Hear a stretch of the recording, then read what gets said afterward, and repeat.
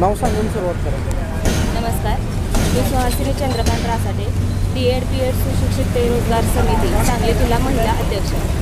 आज आम्ही या ठिकाणी दिनांक 18 जुलै 2024 गुरुवार आज आम्ही ते आमरण उपोषणाचा इशारा दिलेला आहे. D.Ed. B.Ed. इतकं करूनही महिलांचं तर इतकं हाल होतं. हे D.Ed. करताना 2 वर्ष लागतात. 2 वर्षाचा D.Ed. आणि संसाराबरोबर ते करणं ते तर खूपच कठीण व्हायला लागले. संसार, मुलं बाळं, घर, नवरा याबरोबर D.Ed. करणं ही सोपी गोष्ट नाही. पहिले 8 विषय, त्यानंतर 9 विषय ह्या सगळ्यांच्या बरोबर आणि चांगल्या मार्काने पास होणं ही खूप मोठी अचिव्हमेंट असते. आणि इतकं सगळं मोठं कठीण परिस्थितीत शिक्षण घेऊन सुद्धा जर शासन नोकरी देत नसेल तर मग या शिक्षणाचा उपयोग काय? त्यासाठी चूल आणि मूल हे आम्ही सगळं सोडून पुढं आलो तर तरी शासन जर आमचा विचार करत नसेल तर यापेक्षा म्हणजे खूप वाईट आमची परिस्थिती होत चाललेली आहे. त्यासाठी जोपर्यंत आम्हाला निर्णय आमचा मिळत नाही, जोपर्यंत आम्हाला नोकरीवर रुजू करून घेत नाही, मिनिमम मानधन तत्वावर तरी घ्या. जे नोकरी करून सुद्धा ज्यांनी म्हणजे रिटायरमेंट घेऊन सुद्धा परत त्यांना तुम्ही घेताय म्हणजे ह्याला काही अर्थच नाही ना. मग आम्ही शिक्षण घेऊन त्याचा उपयोग तर काय आहे? आम्हाला आमच्या शिक्षणाचा आमचा उपयोग व्हायला पाहिजे. त्या एवढंच बोलून मी विद्यासागर ढोबळे, D.Ed. B.Ed. कृती समिती महाराष्ट्र राज्याचा उपाध्यक्ष. आज D.Ed. B.Ed. पदवीधारकाची अवस्था बघायला गेले तर आता सरांनी सांगितलं की शेतमजुरीला जातात, MIDCमध्ये हेल्पर म्हणून काम करतात, महिला गार्मेंटमध्ये कामाला जातात. आज एक अशी घटना घडलेली आहे की D.Ed. B.Ed. सुशिक्षित असताना देखील तो वायरमॅनचं काम करतो आहे. त्याचा अपघात झालेला आहे.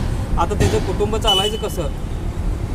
तो आता 4 दिवस झाला हॉस्पिटलमध्ये, हात मोडला, हात खराब झाला. तो आयुष्यातून खायचा एक हाताने तो बाद झाला. हे जर शासनानं जर वेळच्या वेळी लक्ष घालून D.Ed. B.Ed. सुशिक्षित जे बेरोजगार त्यांचे जर व्यवस्थित निर्णय दिला असता तर आज ही एखाद्यावर वेळ आली नसती. आणि ह्या धोरणांच्यामुळे जे आता अवस्था व्हायला लागली आहे त्या अवस्थेच्या विरोधात आम्ही हे बंड उचललेलं आहे. आणि हे बंड कदापि थांबणार नाही. जोपर्यंत शासनाने योग्य तो निर्णय आम्हाला पाहिजे मान्य निर्णय होत नाही तोपर्यंत हे उपोषण थांबणार नाही. एवढंच बोलतो. नाव सांगून सुरुवात करा. मी पद्माकर देशमुख, D.Ed. B.Ed. सुशिक्षित बेरोजगार कृती समिती महाराष्ट्र राज्याचा अध्यक्ष. आज या ठिकाणी 18 जुलै 2024 रोजी आम्ही सर्व महाराष्ट्रामधील D.Ed. B.Ed. सुशिक्षित बेरोजगार आहेत त्यांच्यासाठी आपण आमरण उपोषण या ठिकाणी सांगली जिल्हाधिकारी कार्यालयासमोर केलेलं आहे. आमच्या उपोषणाची आमच्या मागण्या एवढ्याच आहेत की जे सेवानिवृत्ती शिक्षक महाराष्ट्रामध्ये पुन्हा मानधन तत्वावर जिल्हा परिषद शाळेवर, माध्यमिक शाळेवर नेमणूक केलेली आहे त्यांची नेमणूक तात्काळ थांबवून आमच्या नवीन 2009पासून ते 2024पर्यंत जे शिक्षक आहेत त्यांची नेमणूक त्या मानधन तत्वावर करावी व सेवानिवृत्त शिक्षकांना रद्द करावं. त्याचबरोबर आज सेवानिवृत्त शिक्षकांची नेमणूक केल्यामुळे जे 2009पासून ते 2024पर्यंत जे D.Ed. B.Ed. अध्यापक व अध्यापिका नेमलेले आहेत, अध्यापक व अध्यापिका आहेत ते सुशिक्षित आहेत, ते आज त्यांच्यावर सेंटरिंग, पेंटिंग, त्याचबरोबर गार्मेंटमध्ये काम करण्याची, MIDCमध्ये हेल्पर म्हणून काम करण्याची वेळ आलेली आहे.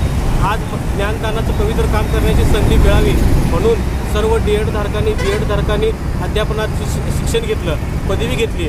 परंतु आज CET, TET सारख्या जाचं काठी लावून त्याच्यामध्ये सुद्धा मोठ्या प्रमाणात घोटाळा आहे. आणि हे घोटाळे करत असताना सुद्धा 30,000 जागा निघतात आणि 2 लाख फॉर्म भरले जातात. पण 30,000 फॉर्म जे नोकऱ्या आहेत त्या पण तुम्ही दिलेल्या नाहीत. आज आमचं एवढंच म्हणणं आहे की जे TET CET परीक्षा पास झालेले आहेत अध्यापक व अध्यापिका त्यांना तुम्ही कायमस्वरूपी नोकरीमध्ये घ्या. आणि जे CET TET परीक्षा दिलेले आहेत आणि ते नापास झालेले आहेत त्यांना तुम्ही मानधन तत्वावर घ्यावं. म्हणजे सेवानिवृत्त शिक्षकांना सेवेमध्ये न घेता यांची पदं रद्द करून नवीन शिक्षकांना नेमणूक द्यावी. अन्यथा याचा जर शासन निर्णय तात्काळ जर निघाला नसेल तर हे उपोषण आमचं आमरण उपोषण हे आमचा निर्णय जोपर्यंत होत नाही, जोपर्यंत शासन निर्णय होत नाही, जोपर्यंत सेवानिवृत्त शिक्षकांचं JR रद्द होऊन आमचा नवीन JR होत नाही, नवीन शिक्षकांना भरती करून घेण्याचं JR मानधन तत्वावर होत नाही तोपर्यंत आमचं हे उपोषण कदापि आम्ही सोडणार नाही. आम्ही महाराष्ट्रभर आमचे D.Ed. B.Ed. धारक सर्व या ठिकाणी या उपोषणामध्ये सामील आहेत. ही संघटनेमध्ये आमच्या या कृती समितीमध्ये सामील आहे. आज कलेक्टर ऑफिसरने आम्हाला भेट देतो किंवा आम्हाला काही आश्वासन दिली तर त्या आश्वासनाला आम्ही बळी न पडता आम्हाला मुख्यमंत्री, शिक्षण मंत्री, शिक्षण विभागाचे मुख्य सचिव व उपमुख्यमंत्री यांची आम्हाला भेट देऊन आम्हाला तात्काळ आमचा शासन निर्णय केला पाहिजे. 2023 7 जुलै 2023 रोजी सेवानिवृत्त शिक्षकांना तात्पुरत्या स्वरूपात कंत्राटी भरती करून घेतो म्हणून त्याची भरती करून घेतली आणि आमच्या नवीन शिक्षकांना डावलल्यामुळं सुशिक्षित बेरोजगारीचा प्रश्न मोठा आणि प्रचंड वाढत आहे. या शिक्षकांची संख्यासुद्धा महाराष्ट्रामध्ये प्रचंड वाढत आहे. त्यामुळं आम्ही हा आंदोलनाचा अमरण उपोषणाचा इशारा या ठिकाणी दिलेला आहे आणि या आंदोलनाची आणि उपोषणाची दखल घेऊन लवकरात लवकर शासन निर्णय काढावा अशी आम्हाला शासनाला आमची विनंती आहे.